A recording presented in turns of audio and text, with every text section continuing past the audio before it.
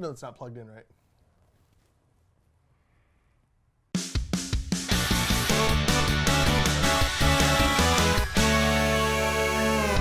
Hey everyone, welcome to GameGorgon. My name is Indigo. I'm Crew. And today we're going to be talking about the new HTC Vive headset This Pro. is the old one? Yeah. This is the old one. We don't have access to the Pro, but if HTC wanted to. They can send us 4. Yeah. Please. Only 4 though. If it's less than 4, I'm not Unacceptable. interested. Just not interested. I can't work like this. In your plebby bull. All right? Beep. The Vive Pro is the new refresh of the HTC Vive. It's going to have a ton of great upgrades. Not a lot of game-changing stuff, but more like quality of life improvement sort of thing. And it's designed to just basically be an upsell is what it feels like. So we don't really have a release date or a price point. It's definitely going to cost more than the regular Vive. I would anticipate at release. But it's not going to replace it completely. The original Vive is still going to be a model that's available for purchase, and they're going to be available simultaneously. We do know a couple of things about it though. It's going to have a 2880 by 1600 screen, which is a 32-ish% increase in PPI, which is pixels per inch, for the displays in front of your eyes, which is good, right? Like that's really great. Yeah, I mean, I have this and I've played on it quite a bit, and the number one thing is that it's not a high enough quality. Yeah. Like it's fun to play, but like I think, because I own one as well, I think that it's really noticeable at the beginning when you start playing, but then over maybe a period of like 30 minutes, the idea of VR and like the gimmicky part of VR kind of just immerses you, and you don't really notice the resolution thing. At least that's how I feel about it. I'm really excited to at least try the higher resolution model.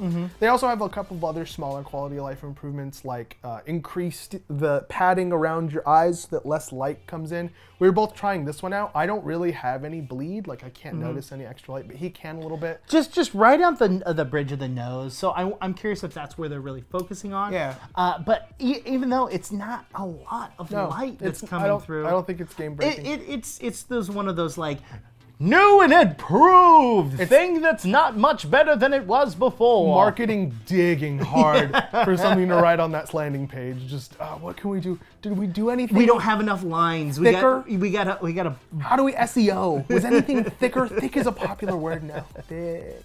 The most functional changes they're making to the device are with the camera. So first of all, they're moving the sensors to eye level. And then, yeah, so they're not here, they're in the middle now. And then you notice I said sensors, they're adding a second camera. So now there's gonna be 2. It kind of looks like they're spaced around where eyes would be spaced on a face. So it just kind of implies very heavily that they're doing augmented reality, because the AR applications will be able to detect the plane that you're staring at because the sensors are at eye level, and there are 2 of them, so they can do depth really easily. Like, that kind of thing, I think, is what's coming in the future for this device. And to be fair, they didn't state anything about AR. Not a damn thing. They didn't state anything about the cameras or the sensors or anything. They were just like, hey, this picture has 2 cameras in it, smug. And then people were like, hey, what are those 2 cameras about? I'm curious, and I think we talked about this before, is like right now you have to kind of draw the room you're in if you're going to do the movement. Yeah, if you're not going to have to do that anymore. Yeah, if those 2 cameras are going to kind of have, like right now if you draw the room out and you walk towards it, you get this like blue kind of like laser wall. And you're like, oh, I'm getting close. I should not, punch through that wall.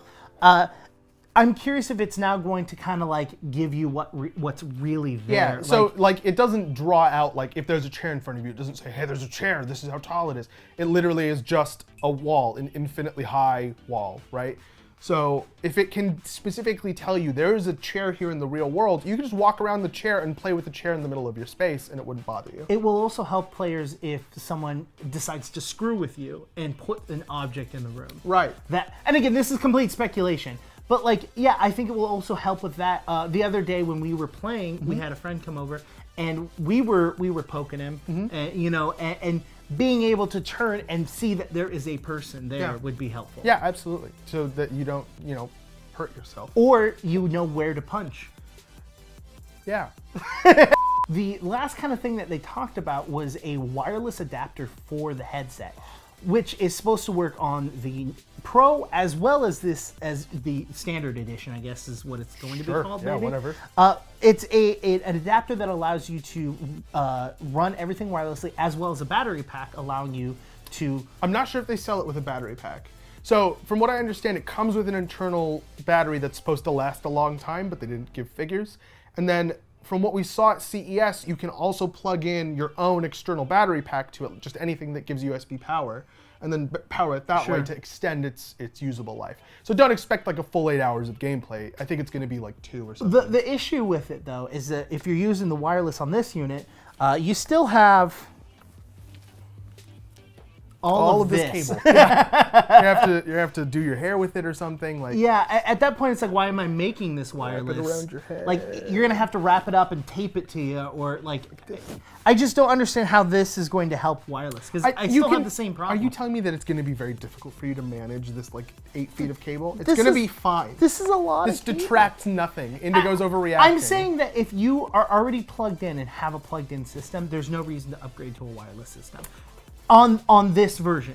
I don't agree with that at all. I mean, I think the wireless adds tons. You don't have to. I think the wireless adds a ton of functionality. So it all plays back into the AR theory, right? Like, if you can have an AR experience with the Oculus and have game data, game video data, and your interactions transferring back to the computer wirelessly, you can do a whole house experience without the lighthouses. You just walk around the house. I mean, they already do that, though. They already have those. They have locations where you can wear these headsets.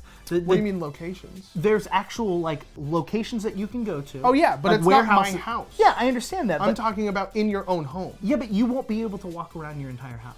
Why not? Because you can't draw out, because the sensors have to be there. But that's what I'm saying. If we have the technology to be wirelessly transmitting data so we're not tethered by a cable, and this thing, the cameras on the front, are doing all of the like space generation. Well, like it's doing the space generation, but it's not sensing. It's still got to talk to the sensors in the room. It might not have to.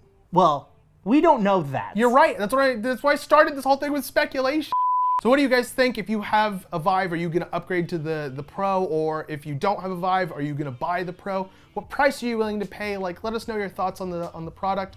While you're down there, hit the like button, hit the subscribe button, hit the notification icon to get notified whenever we post content. I'm Crew. You can get me at QueueTimes on Twitter. You can get me on Indigo at IndigoQT on Twitter. Yep. And you can reach both of us on Twitter at _QueueTimes. Also true. We've been GameGorgon. See y'all tomorrow.